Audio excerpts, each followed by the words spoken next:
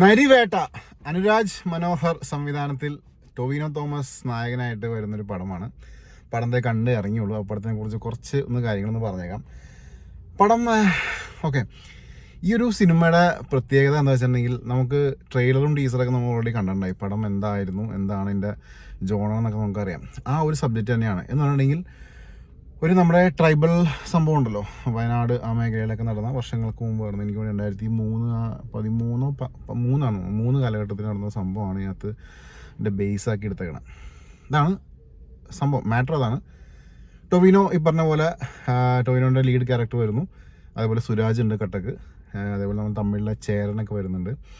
അപ്പോൾ ടൊവിനോ ഒരു സാധാരണ എനിക്കാണ് കുട്ടനാട് ആ ഏരിയയിലാണ്, ആലപ്പുഴ സൈഡാണ്. അവിടെ ഒരു സാധാരണ ഒരു യൂത്താണ്. അപ്പോൾ പുള്ളി ഇങ്ങനെ സെറ്റിലൊന്നും ആയിട്ടില്ല, അങ്ങനെ നടക്കുന്നു. എവിടേക്കോ എന്തൊക്കെ ചെയ്യാൻ ശ്രമിക്കുന്നു ഒന്നും ആവണില്ല. PSC പഠിക്കുന്നു, എഴുതുന്നു. പക്ഷേ ലിസ്റ്റിലൊക്കെ വരുന്നുണ്ട്. പക്ഷേ പുള്ളിക്ക് കുറച്ച് പ്രിഫറൻസും കാര്യങ്ങളൊക്കെ ഉണ്ട്.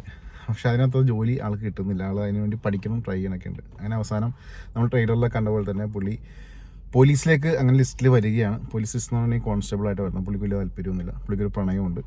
അപ്പോൾ ഇതൊക്കെയാണ്. അതിന് സൈഡിൽ കൂടി പോകണം. നല്ലൊരു പാട്ട് നമുക്കറിയാമോ, മിന്നൽ വള എന്ന് പറഞ്ഞ പാട്ടൊക്കെ ഉണ്ട്. അതൊക്കെ നല്ല ഭംഗിയായിട്ട് എടുത്ത് വെച്ചിട്ടുണ്ട് കേട്ടോ. അതിനുശേഷം ആൾ പോലീസിൽ കയറി കഴിയുമ്പോഴാണ് കഥ ആട് ടൈറ്റ് ആവണം. എന്ന് വെച്ചാൽ ഒരു സ്ഥലത്തേക്ക് ഒരു പോകുന്നു, ഈ വയനാട് എന്ന സ്ഥലത്തേക്ക് പോകുന്നു. അവിടെ ഉണ്ടാവുന്ന കുറച്ച് പ്രശ്നങ്ങളാണ് ഈ പടത്തിൻ്റെ കഥ.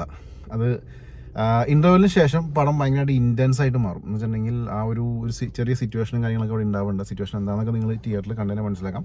ആ സിറ്റുവേഷന് ശേഷം മൊത്തത്തിൽ സിനിമയുടെ കഥ അടിമുടി മാറുകയാണ്. ടൊവിനോൻ്റെ ക്യാരക്ടറൊക്കെ മാറുകയാണ്. സുരാജിൻ്റെ ഒരു നല്ലൊരു റോളുണ്ട്, ഒരു സപ്പോർട്ടിങ് റോളായിട്ട് വരുന്നുണ്ട്. അതൊക്കെ ആ രസത്തിനെ എടുത്തു വെച്ചിട്ടുണ്ട്. അപ്പോൾ ഈ ഒരു സിനിമയുടെ എടുത്തു വരേണ്ട കാര്യം വെച്ചിട്ടുണ്ടെങ്കിൽ, സ്റ്റാർട്ടിങ്ങിൽ നമുക്ക് കുറച്ച് എന്ന് പറഞ്ഞാൽ ആ ഒരു കഥ ഡെവലപ്പ് ആവാനായിട്ട് കുറച്ച് താമസം കൊടുക്കുന്നുണ്ട്. എന്ന് പറഞ്ഞാൽ കുറച്ച് പുള്ളിയുടെ സറൗണ്ടിങ് കാണിക്കുന്നു, പുള്ളിയുടെ ലൈഫ് കാണിക്കുന്നു. അങ്ങനെ കുറച്ചൊരു 40 മിനിറ്റോളം ഏകദേശം അത് തന്നെയാണ് പറഞ്ഞു പോകുന്നത്. അതിൽ ചെറിയൊരു സംഭവം എന്ന് പറഞ്ഞാൽ ഒരു വലിച്ചിരി പോലെ എനിക്ക് തോന്നി. അത് കുറച്ചുകൂടി ഫാസ്റ്റ് ആക്കാൻ വരുന്നൊരു അഭിപ്രായമുണ്ട്. പിന്നെ പടം ആ ഒരു റോളിലേക്ക് കയറി കഴിയുമ്പോൾ ഉള്ള പടത്തിൻ്റെ മൂവ്മെൻറ്റ് നല്ല സുഖം. അപ്പോൾ വയനാട് കാടൊക്കെ നല്ല ഭംഗിയിൽ കാണിച്ചിട്ടുണ്ട്. നല്ലൊരു സെറ്റൊക്കെ നല്ല അടിപൊളിയായിട്ട് ഇട്ടിട്ടുണ്ട്. സെറ്റിൽ ഒറിജിനൽ ഫോറസ്റ്റ് തന്നെ തോന്നണം. നല്ല ഭംഗി തന്നെ ഇട്ട് വെച്ചിട്ടുണ്ട്.